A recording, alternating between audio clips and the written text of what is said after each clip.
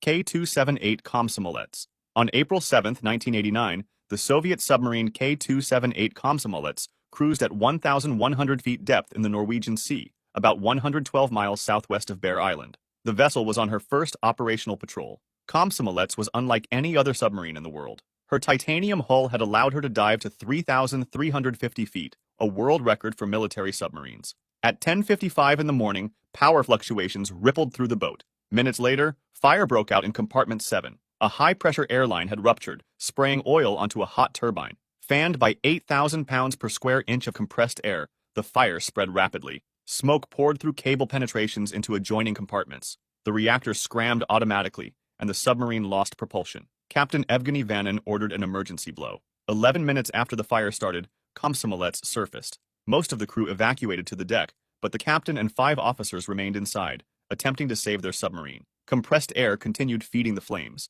At 4:30 in the afternoon, more than 5 hours after surfacing, Komsomolets began to sink. Vanin ordered the crew on deck to abandon ship. He and 4 officers climbed into a special escape pod built into the sail. In the chaos, they lost track of their 6th companion. The 5 men sealed the pod and activated it. The sphere shot to the surface. When it arrived, a flaw in the mechanism caused the hatch to explosively decompress. 2 men died instantly. Captain Vanin and another officer were knocked unconscious. Only 1 man swam free. On the surface, 50 crew members floated in the frigid water. Soviet rescue efforts were slow. A civilian fishing vessel arrived an hour and 20 minutes later. By then, hypothermia had claimed 34 more lives. In total, 42 of the 69 crew members perished.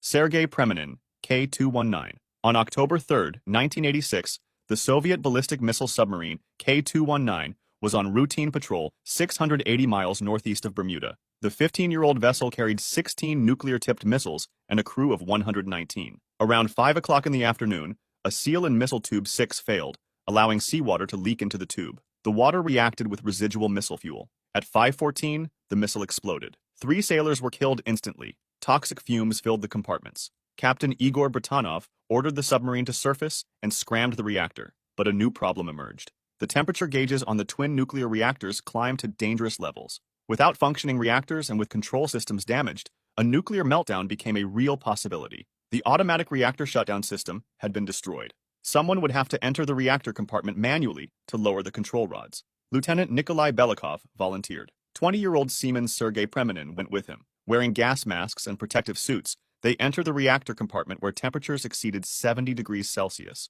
Belikov managed to lower 3 of the 4 control rod assemblies before collapsing from heat exhaustion. Preminin dragged him out. The 4th rod assembly remained active. Preminin, despite his exhaustion, volunteered to go back in alone. Using the last oxygen canisters, he entered the reactor room and manually cranked down the final rod assembly. He succeeded, preventing a meltdown. But when Preminin tried to leave, the hatch wouldn't open. A pressure differential had built up between the reactor chamber and the corridor outside. His colleagues tried desperately to force the hatch from their side, but it wouldn't budge. Preminin's oxygen ran out. The young sailor died in the reactor compartment he had just saved. K-219 sank 3 days later.